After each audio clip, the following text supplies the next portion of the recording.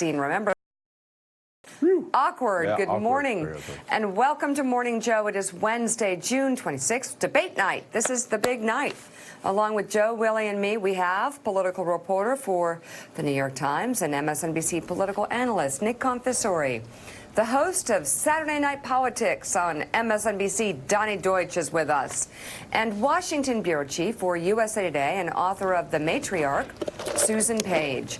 Wow. So, you know, I'm just curious, Willie, do you think there's any chance that we could maybe draft Ben Carson just to do these Democratic debates? We'll add an 11th just because he was so fascinating to watch. Even getting out onto the stage was always an adventure. Yeah, you know, we didn't have time to really show the full beauty of that moment, but his name had been called several times prior, and he just stood there, just didn't go out, was kind of greeting people as they went out to the stage. So hopefully they'll be a little more organized down in Miami tonight. Yeah, let's hope so. Okay, so 3 weeks from today, this is the big news, and then we'll get to the debate and preview what's happening. Former special counsel Robert Mueller is scheduled to testify on his report before lawmakers on Capitol Hill.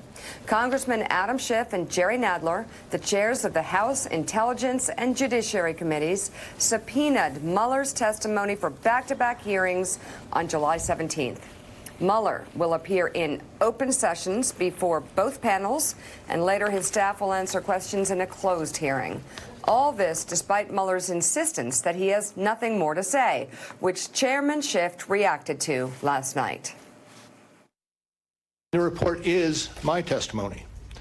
I would not provide information beyond that which is already public in any appearance before Congress. What they have represented to us is that they view themselves as prosecutors, and prosecutors don't normally talk outside of the trial or outside of the indictment. But let's face it, this is not a traditional prosecutorial case. And what's more, Bill Barr has felt more than free as the Attorney General to speak well beyond the Mueller report. And if he is able to speak beyond the four corners of the Mueller report, then so too should Bob Mueller feel free to do so. Wait, you know, Mika, also, he's not a run-of-the-mill prosecutor here, and he didn't act as a prosecutor in that report because from the very beginning he said, I can't do the main job of a prosecutor. I can't tell you if Donald Trump is guilty of crimes. So it's not like he was going to make a decision to indict or not indict. We're in a middle ground here, and he needs to go to the Hill. And he needs to talk about his report, and he needs to explain some of those conclusions. And President Trump's lawyer, Rudy Giuliani, responded, stating, I think his testimony is going to be just like his press conference, totally useless, with him repeating, I can't make up my mind. You know, Donnie Deutsch, again, it is hard to believe that this man ever ran a city like New York, let alone the fact that many people, like myself, consider him to be a very effective mayor. That's just, again, that is one of the most, it's just a cynical, stupid thing for Rudy Giuliani to say when Robert Mueller said at the top of the report, and the Justice Department guidelines made him say at the top of the report, that he could not say that the president should be indicted. He could not draw that conclusion. And here you have the president's lawyers just being stupid, just lying. I'm sure there are a lot of stupid people that will pick that up and will tweet it, but it is totally separated from the facts. It doesn't change the facts at all, and again, just more embarrassment for Rudy Giuliani.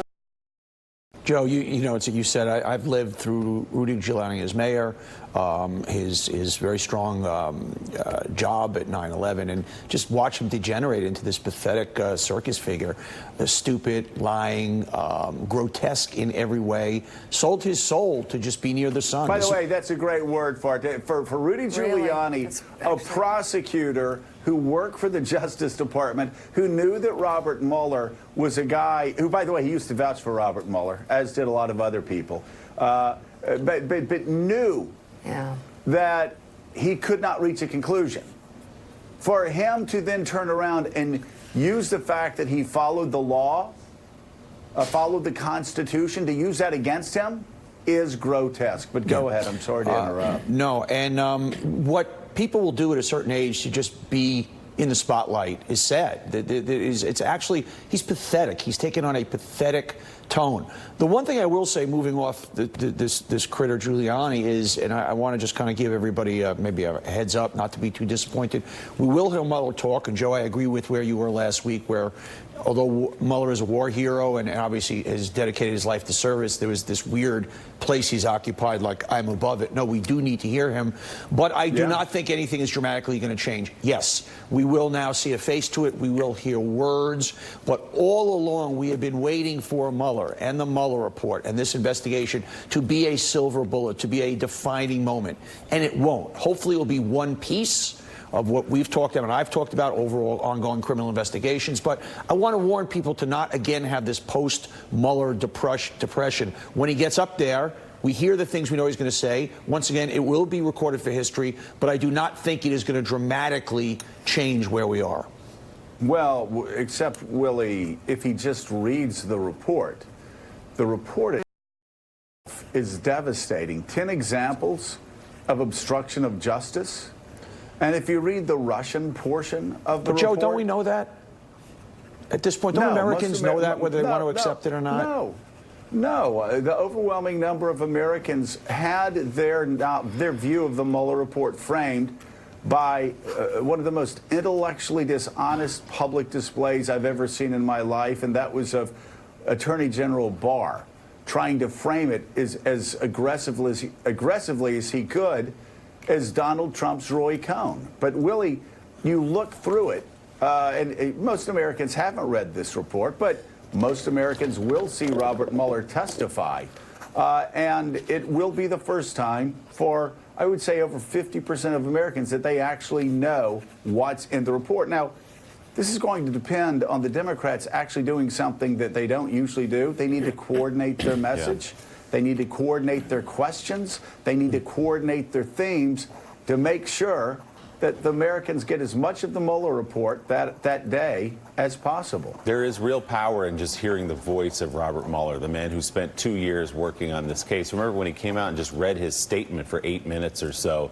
There was power in that. And Nick Confessori, he will be asked direct questions about obstruction of justice, because that was the part of the report, Volume 2, that he left open to Congress. He said, I couldn't reach a conclusion one way or another, but here are 10 or 12 examples of moments where it could be interpreted that the President of the United States committed obstruction of justice. So he will be asked that direct question.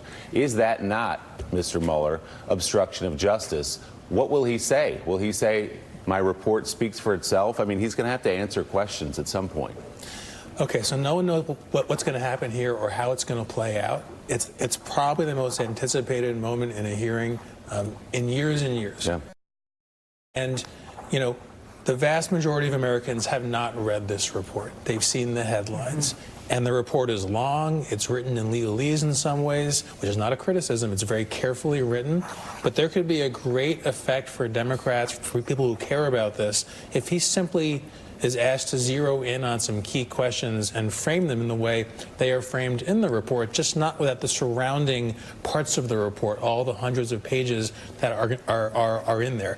It's very hard for people to sit there and read this long two-part report, but they can watch the testimony. And for Democrats, it's really a last chance, I think, to reframe the question of impeachment, to reframe how the public saw the results of the investigation and drive forward on it. And Mika, that's true. It's not just for the American public, people watching and hearing it in Mueller's own words. It's for Democrats in the House, some who are sitting on the fence on the question of impeachment.